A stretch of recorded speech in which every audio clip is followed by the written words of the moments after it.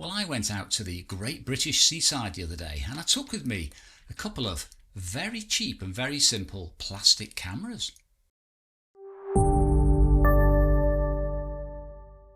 Now, the cameras in question are initially a 6x12 HolgaPan. Now, this takes a huge negative, 6x12, would you believe?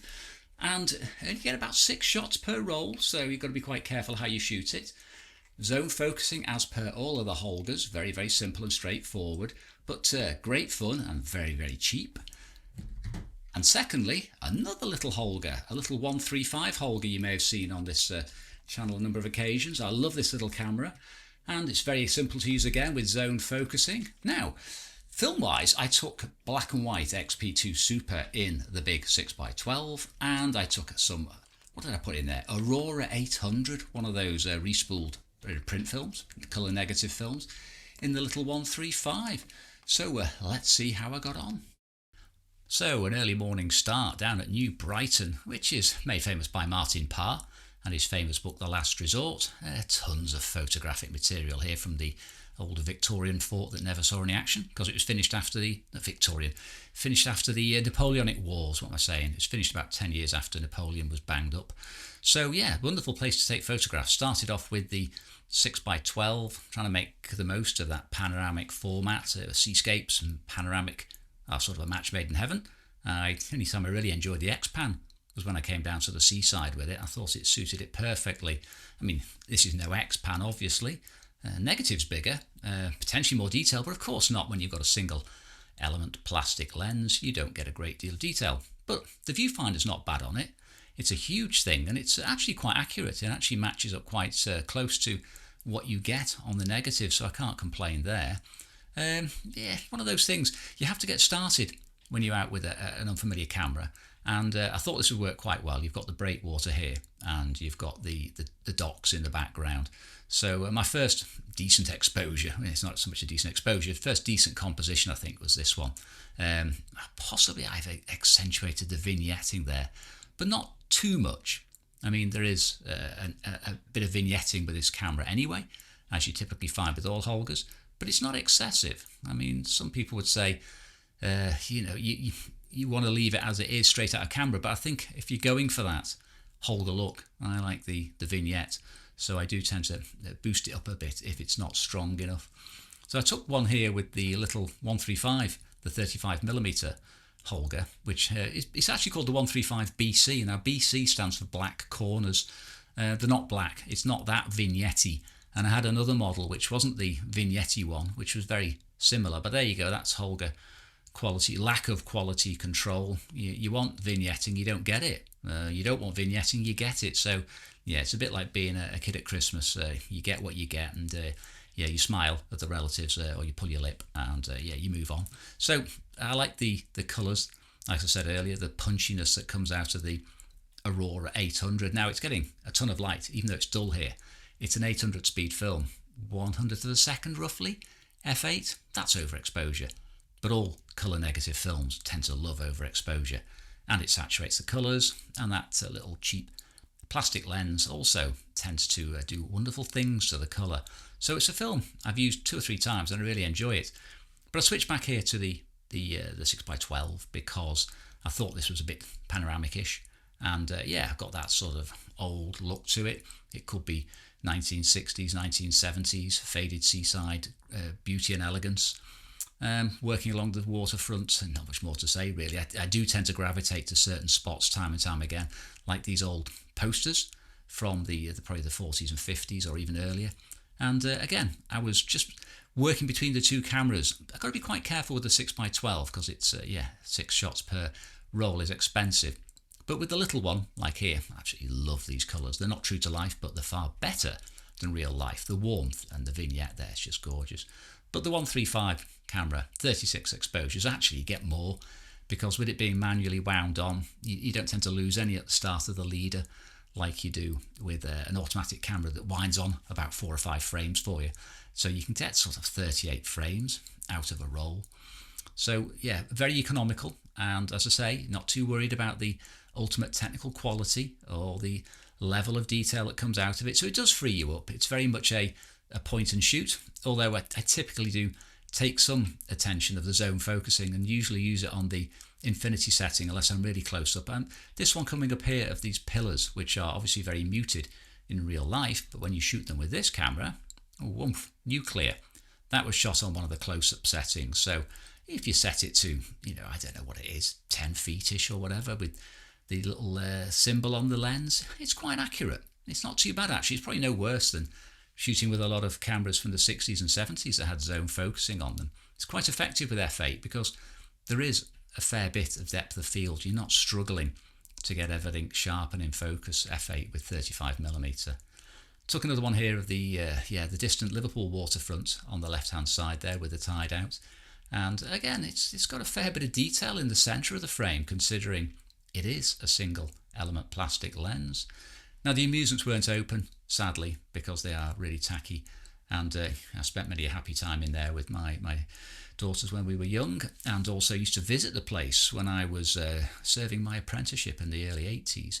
So it's somewhere that I'm very familiar with, and it was actually far tattier and more photogenic years ago in the Martin Parr era, like this one, the old Victorian grandeur, which is no more, just covered in pigeon poo.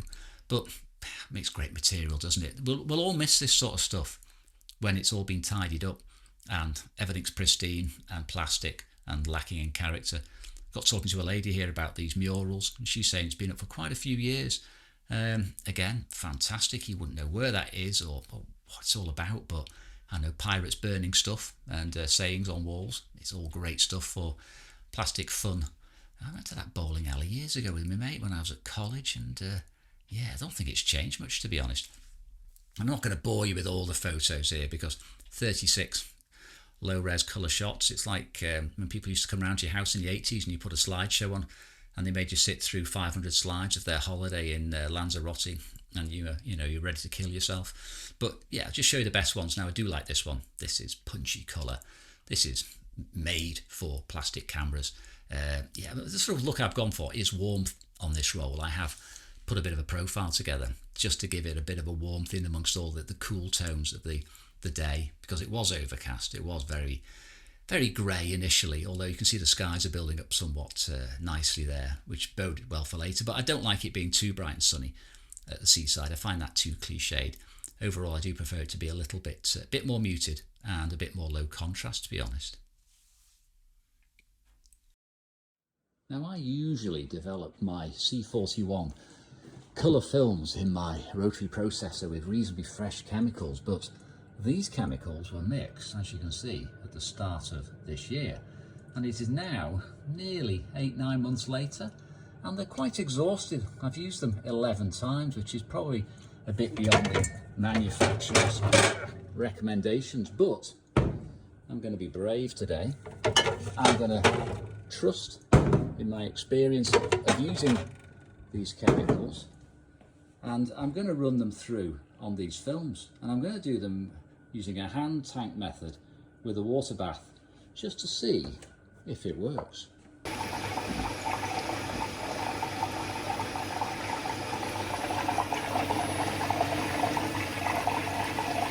Now I'm just going to start by developing this single roll of the Aurora 800 that I shot in the little 135 Holga, and see how that comes out. If that comes out really well or badly, that'll inform me as to whether I should risk doing the ones from the 120 HolgaPan, the two films.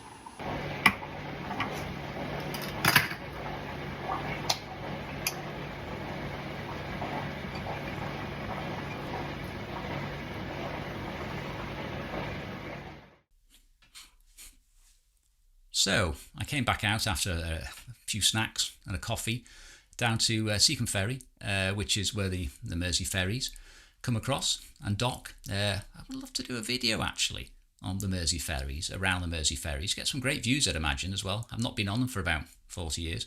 Typical, you live somewhere, you don't use all the attractions that everyone else comes to see. I do like this waterfront shot though.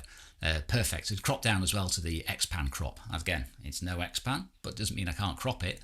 And with it being 6x12, it's not. It's actually a bit bigger than 6x12. I was surprised. I thought it would be a proper 6x12, but it's probably more like about 6x13. It's a little bit wider than I expected. So cropping down is easy. Now I like this one more. I like the fisherman there, adding a bit of foreground interest to the skyline. I like the way his fishing rods cross over as well, so that's my favourite, I think, of those two. But again, your mileage may vary. Now I do take a circular walk occasionally around the back of the old docks and the workings, and I like the industrial aspects here. I love this old building. You can't beat it for derelict, and that colourful door really attracts me as well. So that had to be shot obviously with the little colour film camera, and again punchy, super colour, super sharp in the centre, like the weeds in the foreground. But I thought I've got to get one with a 6x12 because I took one with the Hasselblad last year with the XPan and it worked particularly well. Now the framing is not as accurate with this camera. Look at it, here we go. Yeah, get back a bit further, Steve, because you don't know quite what you're getting in. And I think, to be honest, it's not perfect. I needed to be further back. I haven't got the top of it in. I quite like the mood of it, but it's a bit dark on that left-hand side as well, unfortunately, so not one of the better ones. So maybe, I can't remember now. I can't remember if I could get back far enough or not, but yeah, you're going to trip over something or stab myself on something old and industrial here if I'm not careful. But I was only going to use one frame. 2 frames, doubling up. When you look at the price of this, it's getting expensive per frame. But these are marvellous, these towers here, and look at the colour on that. And that's actually pretty much straight out of camera, apart from accentuating the reddish tones. But the blues were that blue is incredible. Really, really strong. And I do like the lines of towers like this, and I thought it would work with the HolgaPan actually. And surprisingly, it was about the right field of view to cut out those railings and also bring in some lovely geometry there. You've got the cylindrical towers and you've got those walkways between them, receding into the distance. I think that's possibly my favourite with the HolgaPan all day. I went down to the old swing bridge by the docks here, which is very colourful. I mean, you can't beat those reds, the punchy reds with the colour negative film. And I don't think I shot that with the XPan last time I was here because I was shooting black and white, but this was actually dream in colour. So I took 2 or 3 there, trying to make an interest of the centre of the frame where you've got a barge in the docks along with the red, the hydraulic pistons, and quite easy to focus up on the little camera. It's actually got quite a decent little viewfinder. Unusually though for a toy camera, the viewfinder's a little bit tight. Normally it's you're quite generous. There's a lot more space around the frame when you actually see the results, but with that little HolgaPan 135, it's very tight. You have to be careful to get everything in the frame. Otherwise, it will exclude it. It's probably slightly long, the viewfinder. Anyway, I only got one more shot when I went back to the car park of these 2 guys, taking a rest, just enjoying the sunshine. It got too bright and too hot by now, so I thought it's time to call it quits. And that was actually the last frame on the roll as well. And I'd finished the HolgaPan 120 off, so decided to call it a day, get away from the tourists, went back, like I say, stuck it in the chemicals, developed it, and voila. Well, I do hope you enjoyed that as much as I did. It was fantastic, really. The freedom of using cameras like this with just the zone focusing to worry about and no exposure settings because you've got about, 1/100th of a second and it's about f8. There are a couple of little switches on here which mean you can adjust between bright and sunny, but it doesn't make much difference. It's about one stop. It has got a B mode, never use it on a tripod, so very liberating. I like the black and white images. I've toned them because I think they look better toned actually, a bit more nostalgic and seaside-ish, but great fun. Shame it's only 6 shots per roll, and I use 2 rolls, so that's 12 shots. That's quite expensive, but the cheaper option is to use the little 135 Holga, and I find that fantastic with fast colour film like the Aurora 800. And as I showed you in the video in the intermission, the development was a little bit risky because I'm using old chemicals and they were a bit dirty, so I got a few more marks on the negatives just in terms of dust and bits, not dust so much, but bits of manky old chemicals, but still easy to spot out. And the colours, I love the way it handles the colours with the little single element plastic lens. At least this one, when you wind it on, goes on 1 frame at a time, unlike this, which you have to look at the back on the little red window. But superb fun, 36 shots off a roll there, so quite economical. Super saturated as well when you get massive overexposure, because again it's about f8, 1/100th of a second, and it was a bright day, so I had a great time. My chemicals are now fully exhausted and will be retired, put out to grass, and a new batch will be mixed. No other films will be harmed in the making of future videos. So thanks very much for coming along, and I'll see you again soon.